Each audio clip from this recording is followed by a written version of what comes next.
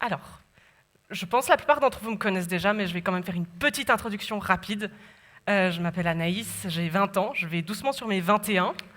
Et puis j'ai la grande grâce d'être accompagnée par mes parents qui me soutiennent dans tout ce que je fais, alors même qu'ils ne sont pas chrétiens. Et ça, c'est une très grande grâce pour laquelle je suis extrêmement reconnaissant et je veux les honorer pour ça. Donc, merci papa et maman.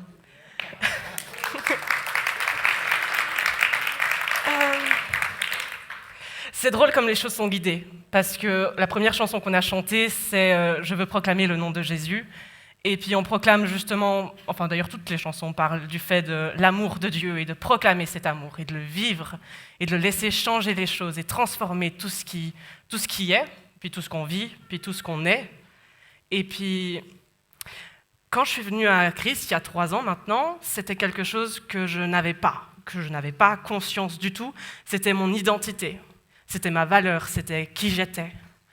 J'avais grandi dans un milieu très aimant, avec des moyens aussi financiers. J'ai jamais manqué de rien, mais on était aussi une famille recomposée et j'avais beaucoup de difficultés sociales, émotionnelles ou en fait de tout genre. Une hypersensibilité, que ce soit physique, émotionnelle, des troubles 10, et ça m'a rendue une enfant très difficile à vivre au quotidien. Tellement émotive, tellement facilement blessée, tellement facilement impactée par ce qui se passe autour d'elle, qui ne savait pas faire face au monde qui l'entoure et qui s'écroulait à chaque claque que je me prenais. Et suite à ça, à l'école, les choses n'allaient pas non plus pas à la maison. On avait beaucoup de difficultés relationnelles entre nous 4, avec ma sœur, moi, mes parents. À l'école, il y avait du harcèlement, il y avait des moqueries, de l'incompréhension et une grande solitude. Puis encore beaucoup d'autres problèmes qui sont venus se rajouter à ça, d'autres de différentes manières. Et je suis tombée dans un espèce d'état dépressif très rapidement dans ma vie. À partir de l'âge de 13 ans, j'ai commencé à me battre contre des pensées suicidaires qui sont parties quelques années plus tôt, mais qui sont quand même toujours restées un petit peu une tendance à des comportements antisociaux et très renfermés parce que je ne faisais confiance à personne dans tout l'univers. Personne. Et quand j'ai eu 17 ans, Jésus est venu. Il a changé ma vie. Et il y a 1 an et demi, 16 mois très exactement, j'aime les chiffres, je suis partie au Canada avec Jeunesse en Mission pour faire un DTS, après que Dieu m'ait harcelé pendant 6 mois pour que j'en fasse un. Je ne suis pas d'un naturel facilement convaincable. Et j'ai dit ok, mais je pars très loin, puis 6000 km, ça me semblait être acceptable. Et le premier soir que j'arrive, on soupe. J'avais attendu 2 heures à l'aéroport, dans le froid canadien de septembre, je ne savais pas où j'étais. Et puis on a fini par venir me chercher, on m'a amené à la base. Et puis dans la salle à manger, il y avait une fresque sur un mur. Et cette fresque, elle représentait la reconstruction. Et à ce moment-là, j'ai vraiment senti que Dieu me disait « C'est ça qu'on va faire de toi pour les prochains mois ». Et tout au long de l'année qui a suivi, parce que suite à cette école de disciples, j'en ai fait une seconde de relation d'aide à Londres, j'ai passé beaucoup de temps à pleurer pour guérir. Mais Dieu a guéri énormément. Et c'est de ça dont je voulais vous parler ce soir. C'est le fait que nous avons tous et toutes accès à une guérison. Et cette guérison, c'est par la grâce qu'on l'obtient. Je vais un peu développer tout ça après, mais c'est vraiment quelque chose que j'ai sur mon cœur. C'est œuvrer pour la guérison et la restauration des peuples, que les gens puissent connaître leur identité et marcher dans celle-ci. Parce que dans une génération où c'est que on voit de tout, on entend tout, tout le temps, on ne sait plus qui on est. On a un nom, on se met dans des étiquettes, des boxes, et puis finalement on devient juste un tas de cartons empilés les uns sur les autres, mais ces cartons, ils ne nous font pas être une identité, une personne. Ils nous donnent au mieux des indications relativement vagues de ce qu'on peut être à certaines conditions. Et c'est triste, c'est terriblement triste. Je ne sais pas ce que vous en pensez. Notre Dieu est un Dieu d'amour. Dans Apocalypse, au chapitre 21, verset 24, Dieu parle de lui-même à la troisième personne et s'adresse à son peuple. Il nous a dit, il essuiera, donc Dieu, toute larme de leurs yeux. La mort ne sera plus et il n'y aura plus ni deuil, ni cri, ni douleur. Car ce qui existait avant a disparu. Pour moi, ce verset, il voulait dire beaucoup de choses, mais pas grand-chose, pendant longtemps. Je le prenais comme quelque chose, d'une promesse d'un jour, où c'est que quand le temps sera venu, toutes les douleurs partiront. Et on vivra dans un monde parfait, comme celui que Dieu avait imaginé au commencement. Celui qui a été créé dans Genèse, avant la chute, avant qu'Adam et Ève succombent au péché proposé par Satan. Mais Dieu a fini par me révéler, par me montrer que ces versets, ces promesses-là, parce que la Bible en est pleine de promesses semblables à celle-ci, c'est déjà pour aujourd'hui. Et je sais, on aime bien penser à ceux qui sont vraiment dans de sales situations. Les enfants qui se font arracher des bras et des jambes sous les bombes, ceux qui meurent de faim en Afrique, les gens qui sont atteints de violences conjugales, de troubles mentaux, enfin, les gens qui vivent des souffrances extrêmes. Et puis, en tant que chrétien, souvent, c'est un peu une culture, aussi suisse qu'on a d'ailleurs, on se dit « Ah ouais, mais j'ai ce petit problème, j'ai perdu la confiance en moi parce que mon copain m'a quitté, j'ai perdu confiance en les gens parce que ma meilleure amie m'a menti puis m'a abandonné, ou bien j'ai des problèmes relationnels à cause de cette petite chose, mais c'est pas grave. Qu'est-ce qu'on s'en fiche? Enfin, je veux dire, il y a plus grave. Moi, il faut juste que, allez, on balaye tout ça sous le tapis et puis on continue tout droit. Comme on dit en anglais, keep going. Parce que si on s'arrête, si on ouvre ces blessures, ça signifie que il y a quelque chose qui ne va pas. Ça veut dire qu'on a besoin de travailler. Ça veut dire que notre cœur, qui est censé être parfait parce qu'on a donné notre cœur à Jésus, qui est censé être parfait, donc qui est censé être protégé, il n'est pas protégé. Parce que si on est honnête, généralement on donne notre cœur à Jésus, puis ensuite on le reprend, on leur donne, on le reprend, on leur donne. Parce que c'est compliqué d'être fidèle quand on est humain. C'est la réalité de qui on est, de ce qu'on fait dans la vie, de nous, juste. Et moi, la première, je veux dire, quand je suis venue à Christ, je me détestais. Je pouvais passer, je ne sais pas, le nombre de jours dans ma vie où c'est qu'en me regardant dans le miroir, j'ai fondu en larmes à cause de ce que je voyais. Parce que c'était le symbole de tout ce que j'avais vécu à la puberté. J'ai pris comme 25 kilos en l'espace d'1 an et demi, chose qui est relativement énorme, surtout quand tu as 13 ans. Et j'étais là, il se passe quoi? Et j'ai mis ça de côté, et pendant les presque 8 années qu'on suivit, je me suis retrouvée à pas savoir quoi en faire de ces kilos en plus, de cette réalité, de ce que ressemble mon corps, et puis que les cicatrices que je peux avoir, comme celle de mon opération au genou, ou bien d'autres sont le reflet de mon histoire. Et Dieu vient nous rencontrer dans cette faiblesse. Il est venu me rencontrer dans cette faiblesse. Et il m'a montré à travers des choses très concrètes que là où c'est que moi, je lui donne et reprends mon cœur toutes les 3 minutes, lui, il a une petite boîte très spéciale pour le garder, qui est couverte de pierres précieuses, et que tout ce qu'il veut, c'est l'avoir, et puis le garder, puis le mettre en lieu sûr, là où c'est que personne ne peut lui faire quoi que ce soit. Mais pour ça, il faut que j'accepte encore, ne serait-ce que d'entrouvrir la porte. La guérison ne passe que par la grâce.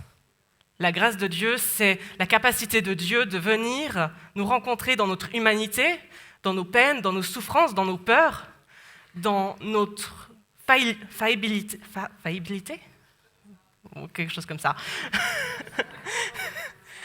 et de nous apporter sa lumière. Dieu, il est autosuffisant, un peu comme ce qu'on aimerait que nos maisons soient de nos jours. il n'a besoin de rien ni de personne d'autre que lui-même pour exister. Parce que c'est comme... je crois que c'était Sarah Kowalski qui nous donnait cet exemple il y a quelques années, que Dieu, c'est comme s'il se lavait continuellement les pieds. Et qu'il y avait toujours cette logique de s'honorer lui-même et d'honorer les autres. Et on le voit dans son comportement à travers toute la Bible. On voit que lorsque Jésus souffre, le Père souffre, le Saint-Esprit souffre. Et il y a cette unité entre eux qui crée de Dieu un être qui ne connaît ni besoin, ni manque, ni peur, ni privation, ni doute, enfin, qui ne connaît pas nos failles par sa nature, mais qui a accepté de se dévêtir de cette grâce, de cet honneur, de ce pouvoir, par compassion, par grâce, et de venir sur terre et de vivre tout ce que nous on vit au quotidien. Jésus, il a expérimenté tout ce qui est possible d'expérimenter. La pluie, la faim, la soif, le fait d'être SDF même, puisque dans les évangiles, ils nous disent que le Fils de l'homme n'a même pas une racine sur laquelle poser sa tête. Il a été rejeté, méprisé, il a été trahi par un ami proche, en plus voleur. Bref. Et donc, tout ça, ça fait que ce Dieu-là, qui est autosuffisant, a décidé qu'il avait besoin d'avoir besoin pour pouvoir venir nous rencontrer, nous, dans nos besoins. Et nos besoins, s'ils nous semblent parfois ridicules et insignifiants, eh bien pour Dieu, ils ne le sont pas. Quelque chose que j'ai combattu toute ma vie avec. Quand j'étais enfant, je n'avais vraiment quasiment aucune relation sociale. J'ai passé 15 années de ma vie dans ce que je considère un isolement quasiment absolu. Parce que je n'avais pas d'amis suffisamment proches et je ne me sentais pas la liberté d'aller auprès de ma famille pour leur partager ce que je ressentais, parce que ils ne savaient pas comment gérer ces émotions. Tout comme moi non plus, je ne savais pas les gérer. Et donc, pendant ces années-là, j'ai développé un fort sens de la solitude, une impression qui continue encore aujourd'hui à me poursuivre parfois. Une solitude totale. Il n'y a personne qui peut te comprendre, il n'y a rien qui pourra changer ça.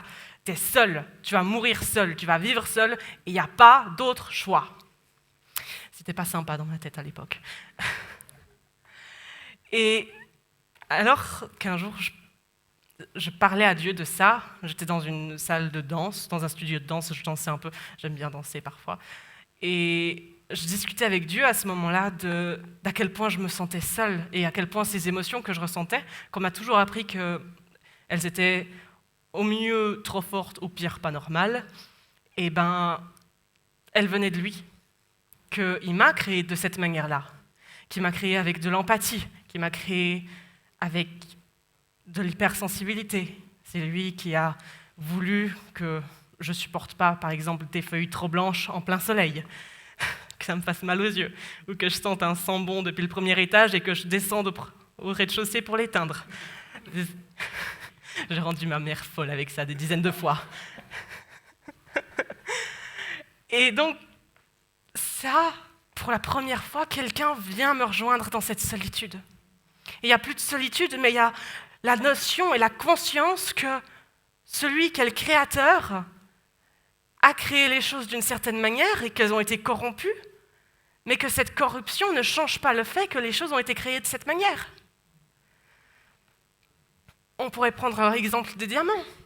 Les diamants, ce sont des choses qui existent dans la nature et l'être humain a créé le zircon, qui est un diamant synthétique, mais le fait qu'on ait créé des diamants synthétiques ne fait pas que les diamants réels n'existent pas.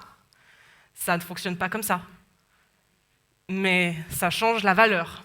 Un diamant synthétique a moins de valeur qu'un diamant naturel. De la même manière, l'être humain, créé originellement, a plus de liberté, de joie, de bonheur, sans la corruption, sans le mensonge. Malheureusement, on ne peut pas vraiment échapper à cette corruption et à ce mensonge terrestrement parlant. Spirituellement, oui, mais notre corps est et restera corrompu jusqu'à la mort. Ce qui veut dire qu'on va continuer de souffrir. Ce qui veut dire qu'on va continuer d'être blessé par les autres, qu'on va continuer de se blesser nous-mêmes, et puis de blesser encore les autres. Et c'est là que la grâce entre en jeu. Ces petites blessures qu'on refuse de soigner, avec le temps, elles s'infectent et deviennent de plus en plus grandes et profondes et douloureuses et prennent plus de temps à guérir. Ces petites choses dont on se dit « Ah, ça vaut pas la peine qu'on s'en occupe », Dieu nous dit « Ça vaut la peine ». Parce que Jésus était triste, en tout cas a été affecté par le fait qu'il n'y avait pas suffisamment de vin aux noces de Cana. Alors excusez-moi, mais le mariage de deux parfaits inconnus où c'est qu'il n'y a pas assez de vin pour tout le monde, personnellement, c'est triste pour eux, mais voilà. Je ne pense pas que je vais me mettre à pleurer pour ça. Et pourtant, Jésus a été ému par ça et a décidé, après l'insistance de sa maman, de les aider. Et donc, ce sont dans ces petits détails, dans ces petites choses insignifiantes, qui font que Dieu vient et nous bénit et nous rencontre et nous guérit. La guérison, c'est un processus qui prend du temps et souvent qui est douloureux, parce que pour guérir, il faut accepter le fait d'être blessé. Pour guérir, il faut accepter le fait que mon cœur a été abîmé par la vie. Pendant très longtemps, j'ai eu beaucoup de difficultés à avoir une relation avec mon papa. C'était quelque chose qui était dur pour moi, parce que je me sentais pas comprise, ou et ça me faisait du mal, j'étais malheureuse avec ça. Mais avec les années passant, on a appris petit à petit à communiquer, à s'entendre, et aujourd'hui, on a une excellente relation. Aujourd'hui, on ne se dispute pas. Je te vois faire non de la tête, hein. Mais surtout, aujourd'hui, je me sens aimée, acceptée, comme je suis, même si parfois on rigole un peu. Et moi aussi, parfois, je me moque un petit peu de lui, mais enfin voilà. Les relations sont taquines, dans ma famille en tout cas. Et de pouvoir avoir ça, si vous auriez dit à la Anaïs de 14 ans qu'un jour, elle aurait cette relation-là avec son papa, elle vous aurait jamais, jamais, jamais cru. Si vous auriez dit à la Anaïs de 14 ans qu'un jour, elle sourirait en public ou danserait devant des gens, elle vous aurait jamais cru. Parce qu'elle était mal à l'aise dans son corps, parce qu'elle avait honte de ses dents. Elles ne sont pas si terribles que ça. Parce que j'étais malheureuse, parce que mon cœur était brûlé, détruit, et que je m'étais réfugiée derrière des remparts d'orgueil. Et que lorsque je me prenais une baffe dans la tête par la vie, si de l'extérieur j'avais l'air absolument stoïque et que j'étais capable d'entrer dans des colères froides absolument impressionnantes, où c'est que j'ai cloué le clapet à des garçons qui faisaient 35 cm de plus que moi, alors que je gueulais même pas, et ben à l'intérieur, j'étais la petite fille blessée et triste de ce qui se passait, de ce qu'on me disait. Et que je me suis cachée et trouvé une sorte de sécurité dans l'indifférence. On dit souvent que l'indifférence est le meilleur des mépris. C'est vrai, mais c'est pas bon d'être dans le mépris. Parce que ce n'est pas ce que l'on veut. Je ne sais pas pour vous, mais personnellement, mon but dans la vie, c'est de ressembler le plus possible à Jésus. Et Jésus n'a jamais été dans le mépris.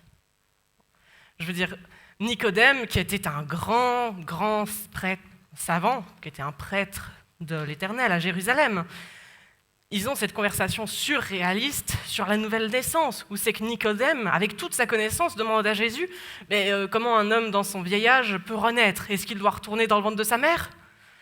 Et là où c'est qu'on pourrait s'attendre que Jésus lui dit ben t'es bête ou quoi? Ça fonctionne pas comme ça biologiquement. Sa réponse, c'est non. Et ensuite, il explique. Et chacun d'entre nous, on est un peu ce Nicodème souvent. Et encore plus quand ça concerne nos cœurs, nos affaires, nos blessures. On oublie que Jésus a souffert parce qu'on entend toujours ces versets. Si Dieu est avec nous, qui sera contre nous? Car toute chose concourt au bien de ceux qui aiment Dieu. Alors oui, toute chose concourt à notre bien. C'est pas pour autant que quand vous êtes en dépression, il ne faut pas aller voir un psychologue. Parce que si les choses qui nous font mal ont pour but de nous faire grandir et d'apporter un jour la gloire à Dieu, ces choses, à la base, elles n'étaient pas censées exister, tout court. Et donc, ce n'est pas le désir de Dieu de nous voir souffrir. Au contraire, son désir, c'est de venir, de nous accueillir.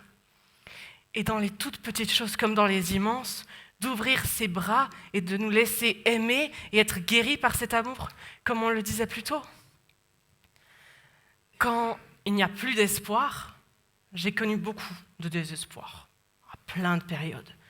Et j'ai été convaincue tellement d'années que mon cas était désespéré. Que jamais je ne saurais rien faire de mes 10 doigts, que jamais je ne saurais rien faire de mon intelligence, que j'arrivais pas à montrer aux gens à cause de mes troubles 10. Quand on est un jeune enfant avec de la dyslexie, de la dyspraxie, de la dysorthographie, et puis qu'on sait les réponses aux questions, mais qu'on n'est pas capable de répondre juste aux tests à cause de ces troubles, il n'y a rien de plus rageant, en tout cas de mon expérience. Et ce besoin d'être validé, d'être connu, ces petites choses qui peuvent être, ces petites choses-là, Jésus les a toutes vécues aussi. De manière différente, à une autre époque, dans une autre société, mais le sentiment est le même. Et parce que Jésus a connu cette douleur, ce n'est pas seulement de l'empathie qu'il a. Ce n'est pas seulement le fait de venir à côté d'une personne et de lui dire « T'as mal, je comprends, ça va aller ». C'est « Je souffre avec toi, je suis frustré avec toi, j'ai mal avec toi, je pleure avec toi ». Je pleure parce que tu pleures. Et peu importe ce que Pierre, Paul ou Jacques va dire, peu importe comment ils vont considérer ta douleur, ta peine, moi je la prends pour ce qu'elle est. Moi je la prends pour comme toi tu la considères. Parce que ce qui compte, ce ne sont pas les autres, mais c'est ce que toi tu vis avec moi. Et si souvent on passe à côté de ça, si souvent on passe à côté de cette grâce, de cette chance extraordinaire qu'on a de pouvoir vivre une intimité avec Dieu et de pouvoir le laisser venir toucher nos cœurs, là où c'est qu'ils sont déchiquetés. Un certain nombre de personnes sont venues à moi au cours des années pour me dire « Ah, je trouve que tu as un peu changé depuis tel et tel temps. » Et au cours des années, j'ai de plus en plus évolué, grandi, guéri. Et aujourd'hui, je peux dire, je vais bien. Et c'est vrai. Et c'est vrai. Mais il reste des choses que je dois guérir. Et il en restera jusqu'à ma mort.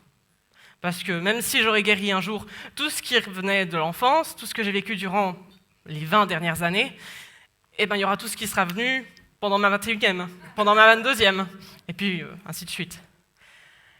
Et donc, il est question de ça, peut-être, au bout d'un moment. Il est question d'avoir cette humilité, parfois, de reconnaître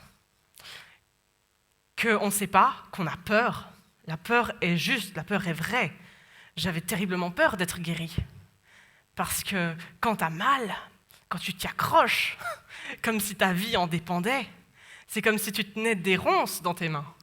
Ça fait mal, mais tu sais, tu es persuadé que si tu enlèves, ça va faire encore plus mal. Et puis c'est vrai, mais au bout d'un moment, ça va aller mieux. Parce que déjà, tu n'as plus de ronces dans les mains, donc ça aide. Et donc, cette réalité-là, cette vie-là, c'est ce que j'ai expérimenté pendant des années. Et ce que j'apprends à expérimenter aujourd'hui, c'est de vivre sans les ronces. C'est de lâcher prise. Alors parfois j'oublie, mais je retourne à mes mauvais comportements. C'est arrivé récemment.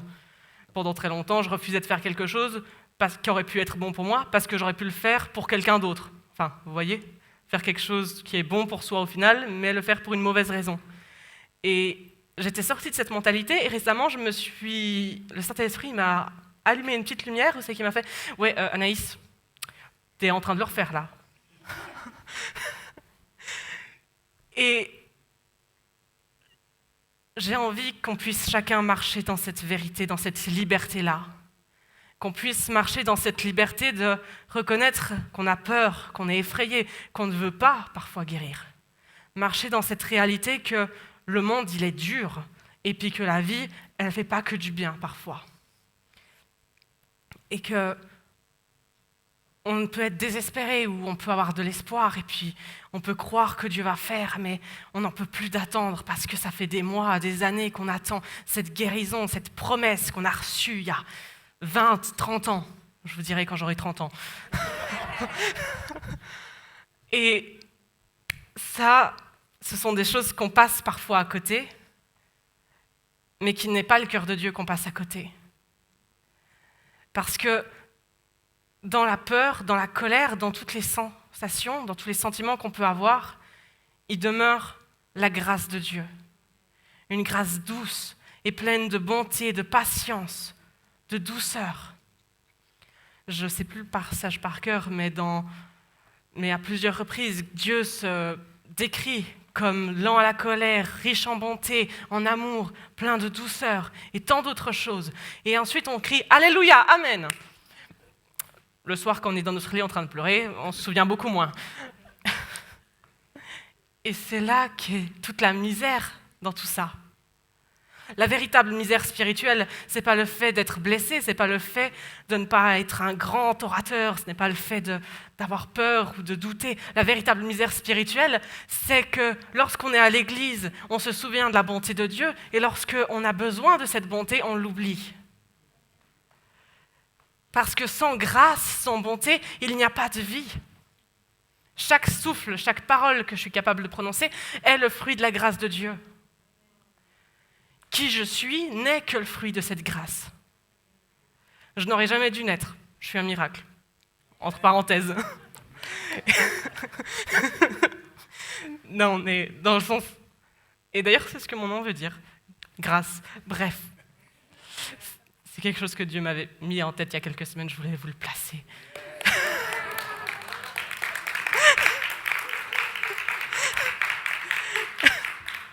Nous sommes une grâce vivante. Nous apportons la lumière là où nous allons, mais pour apporter la lumière, il faut qu'on ne soit pas caché sous le lit. Et donc, comme le Seigneur nous le dit dans cette parabole, on ne met pas une ville sur la montagne ne peut pas être cachée, on n'allume pas une lampe pour la cacher. Nous sommes faits pour briller, pour exister. Mais comme on me l'a appris en relation d'aide, pour pouvoir aider les autres à guérir, il faut d'abord guérir. De la même manière, pour pouvoir être vu et briller, il faut déjà commencer par briller. Et briller, on peut briller de plein de manières. Les réseaux sociaux nous le montrent, 50 milliards de manières différentes de le faire chaque jour. Mais la véritable lumière, celle qu'en tant que chrétien, en tant qu'Église, nous recherchons à atteindre, c'est la lumière divine. C'est apporter l'amour dans la haine. C'est apporter la confiance dans la peur, c'est apporter la paix dans la tempête. C'est croire que Dieu transforme ce qui est mort en vivant. Et je suis relativement convaincue que je suis un plutôt bon témoignage de ça.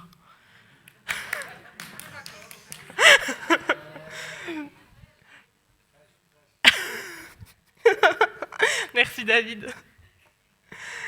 Et donc, c'est dans cette atmosphère-là, dans cette vérité que nos cœurs brisés et nos faiblesses que Dieu vient nous rencontrer et remplir, que je veux nous encourager à croire. Croire, ça ne veut pas forcément dire avoir une foi qui fait 12 mètres de carré. Croire, ça peut aussi être juste une goutte d'eau. C'est admettre qu'il y a la possibilité, peut-être, éventuellement, si jamais on ne sait pas, que quelque chose peut se produire. Et ça, je pense que même les personnes les plus désespérées peuvent reconnaître que sur un coup de chance, un malentendu, peut-être que je peux être heureux. Ouais, ça c'est... Pardon, j'avais soif. C'est l'espoir qu'on a en Dieu. C'est le début de la guérison. Une guérison, attention quand même, Quand je parle de guérison, bien sûr, il y a nos pasteurs, notamment ici David et Claudia, qui font un travail extraordinaire, tout le soutien pastoral, les amis, tout ça. Mais il ne faut pas oublier qu'il y a également des professionnels de santé et qu'il ne faut pas avoir peur d'aller les consulter. Si tu as un cancer, c'est bien de prier. Va quand même peut-être faire de la chimio. Ça peut toujours être utile. Les gens qui ont des addictions, n'hésitons pas à aller voir des addictologues. Les personnes qui ont des pensées dépressives ou des troubles mentaux, n'hésitons pas à aller voir des psychologues et des psychiatres qui veulent que le meilleur pour nous et nous aider à guérir. Ouais. Donc voilà, on arrive doucement à la fin, je pense. C'est cette douceur-là que j'avais à cœur d'essayer de vous partager un petit peu.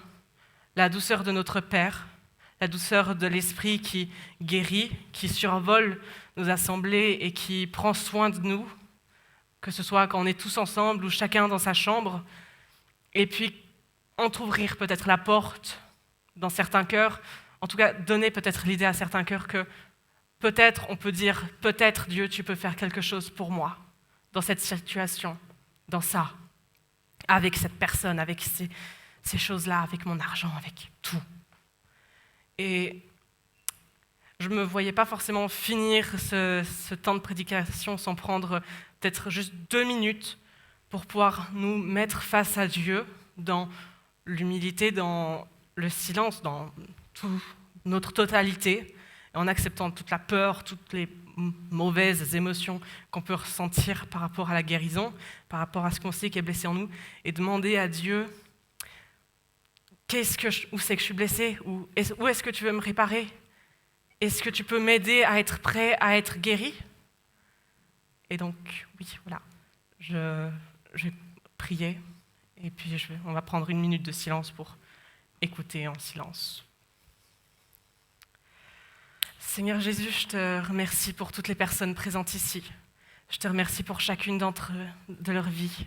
Je te remercie pour les miracles, les choses bonnes et mauvaises que tu as accomplies, qui ont été accomplies.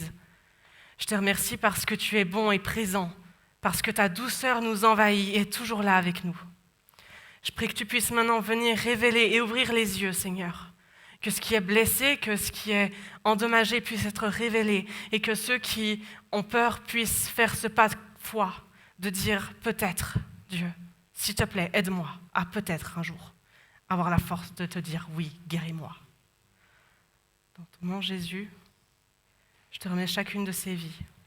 Et Saint-Esprit, je t'invite vraiment fortement à venir et à remplir cette pièce de ton onction. Dans ton magnifique et puissant nom, Jésus. Amen.